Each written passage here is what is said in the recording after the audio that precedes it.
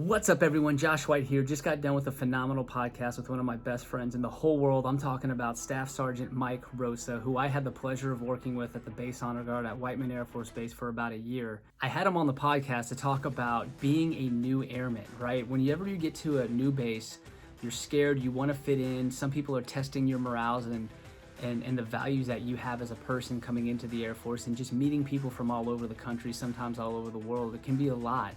And he kind of dives into, he was really struggling to fit in, and he really gets us into his mindset as to some of the struggles he faced, and he gives us some tips on how he got through it. So I absolutely love this kid. He's one of my most favorite people in the whole world. I'll probably have him on again.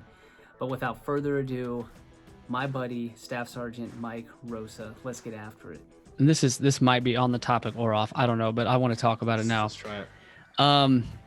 There was a time where you said you were having trouble connecting with the team because you've made so many good decisions since you joined the Air Force, and you didn't have these big failure stories that a lot of Air Force leaders have. Like, I have dozens of failure stories that I can share, and I think you appreciated those stories. And then you kind of started to realize, crap, I don't have that story to relate with these failures. And I don't want to say that because then it sounds like I'm like Mr. Perfect that never makes mistakes. So you were kind of caught in this weird headspace, but you ended up getting that failure story. And after it happened, I reminded you, I said, hey, remember when you said you didn't have a failure story? Now you do. Oh man. Why don't you tell us what that story was and what you learned from that story?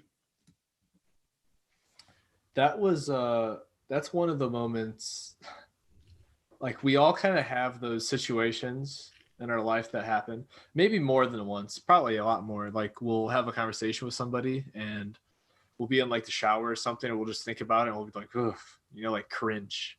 Like, I can't believe I said that, or I can't believe I did that. That situation will forever be a very cringe-worthy situation. So just to give a little bit of like background, for Honor Guard, they still